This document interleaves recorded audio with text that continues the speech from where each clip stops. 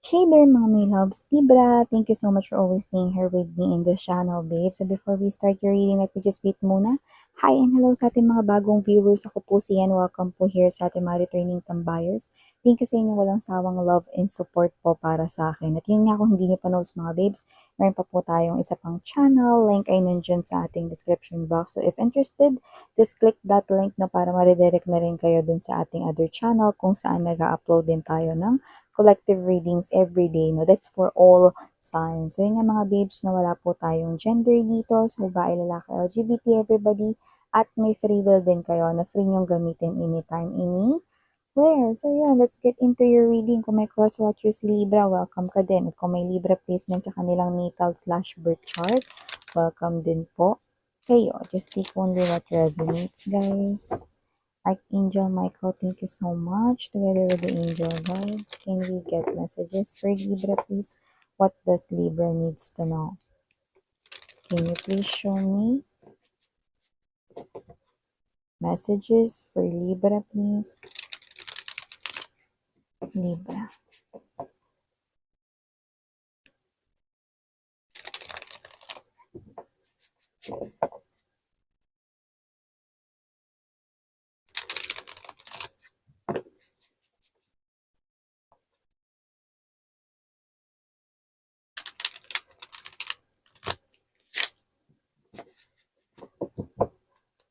Okay, so let's get into your reading, guys. No? So you do have here, Libra, the energy of the Five of Cups.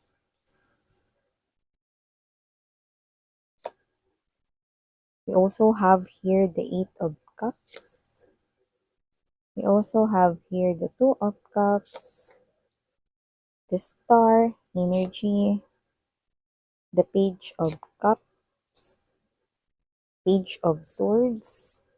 We also have here Seven of Swords, Sun card energy, and the King of Coins energy. So, nakita ko dito Libra, no, na posibleng nalulungkot yung iba sa inyo, no, kasi mukhang hindi na kayo pinapansin dito ng kailan mo lang nakilala, no, parang okay naman siyang kausap dito, no, pero bigla siya ditong nawala at yung iba, nagkita pa kayo nito, no, parang nito lang, yan, no, so hindi ko alam kung kailan yan exactly talaga, pero parang ang energy ay nito-nito lang, no, after this meetup, wala na. Hindi na rin siya nag-reply, no, yung dating kay Tamis, at dating kay bilis na pagre-reply nitong tao na to no ay para ritong biglang poof, nawala na lamang no na parang bula. Kaya kung sino man tong energy na to, nakita ko dito mga babes no na posibleng ito ay kinalulungkot ninyo because you're thinking, ano ba nangyari ron? Ano ba ako nasabing hindi maganda dun sa first meetup namin? Yung iba hindi pa kayo nagmi-meet ha, pero nawawala na siya ha. So, may pagka on and off ang kanyang energy, no? At yung iba nakita ko rito, no, nararamdaman mo na parang hindi ka na importante sa kanya, no? Kasi may energy rito na parang kayo ito, no, na parang nagtataka ba't ang bagal-bagal niya na mag-reply ngayon? Bakit hindi na ganun kahaba yung mga reply niya? So, this is not someone here na kilala mo na talaga as in, no? Kasi yung energy is bago-bago lang. So, kung sino man siya, nako, wag mo na tong mukmukan, Libra. Wag mo na rin tong iyakan kahit na isang tear lang. Tear. Kahit isang luha lang hindi niya deserve. Kasi nakita ko dito that this person here is, ayun, nasa isang relationship na, no? At pwedeng sila na nga. At kung hindi pa, meron siyang iba na kinakausap, no? So, hayaan mo na lang siya mga babes, no? Kasi, bakit ka mo? Meron ako nakikita dito, someone who is mature enough. Others could be older. Ito sa inyo, might be meron siyang talagang laging suot-suot na accessories. Pwedeng eyeglass yon. Pwede rin naman mga babes, no, na hindi naman as in malabo talaga yung mata niya, pero yung iba pwedeng sinusuot lang yon, you know, pamorma, or baka bagay kasi sa kanya, or yung iba naman pwedeng sinusuot niya lang yon or ginagamit niya no, para protektahan yung kanyang eyes, no, para sa mga UV, mga ganyan, no, or sa LED, no, sa mga screens ng laptop, desktop, and even the handophones, no, or mobile phones, 'yan 'no. And yun nga Libra 'no, kung sino man siya mas mature dito mag-isip 'no, at nakikita ko na mas magiging happy kayo sa kanya. Plus matatangay niya rin kayo rito sa kanya ritong mga successes 'no, at mahahawaan niya rin kayo rito ng swerte. Nakikita natin dito 'no. So 'pag dumating siya sa life mo magsusunod-sunod na rito yung pagkapanalo mo 'no.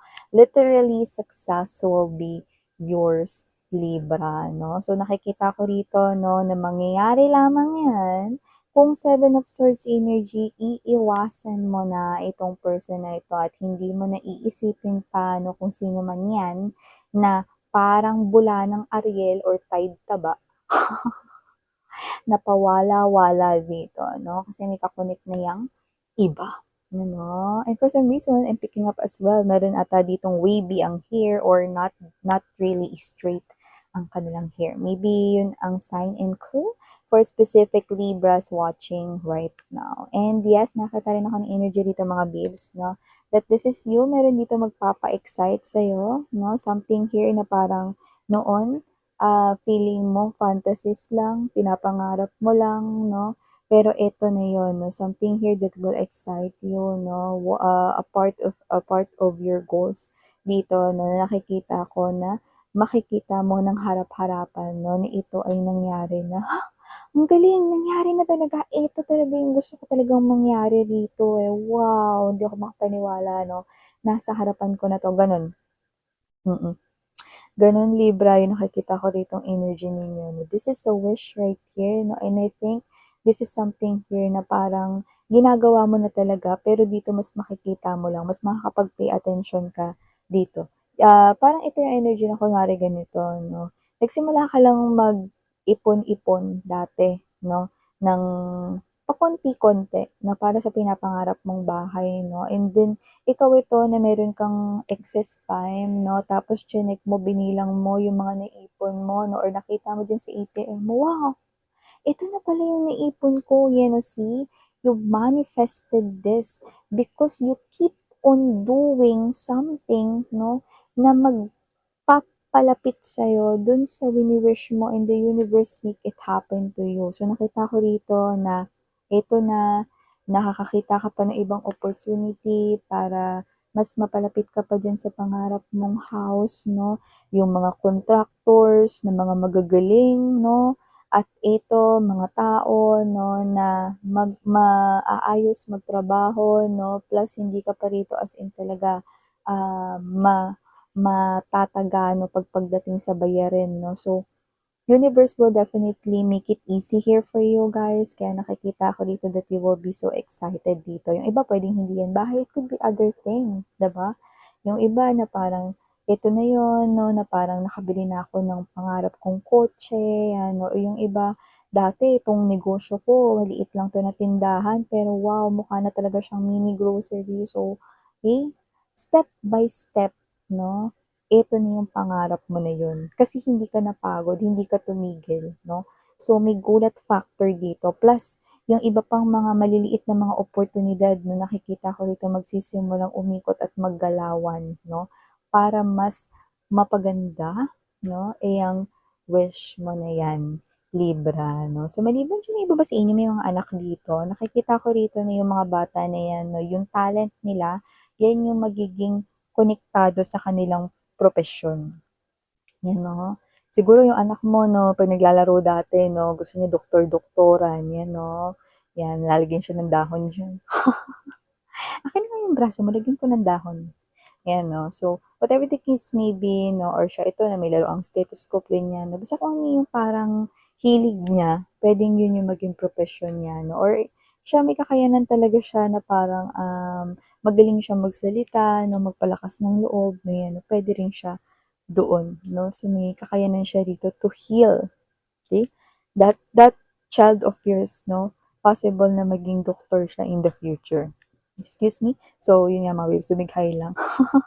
Going back right here 'no, iba naman 'no, puwedeng yung talent niya dito is marunong siyang, lumangoy 'no. So, possible na maging siya ritong swimmer 'no, or puwede rin siyang maging seaman 'no. Kasi 'di ba, alam ko ata parang, um kailangan marunong kang mag-swimming or lumangoy 'no, parang isa ata 'yun sa kailangan mong maipasa 'no, para maging isang seaman 'no, if I'm not mistaken 'no. Basta, kung ano yung parang, propesyon, magiging propesyon ng anak mo 'no, 'yun yung kanyang talent ngayon or 'yun yung kanyang hilig ngayon 'no. So, nakikita ko 'yun dito for you guys and yung iba nakita ko rito na para naman dun sa mga walang anak, nakikita ko rito 'no, that there's something here na posibleng, um meron ditong bata na magka-crush sa inyo.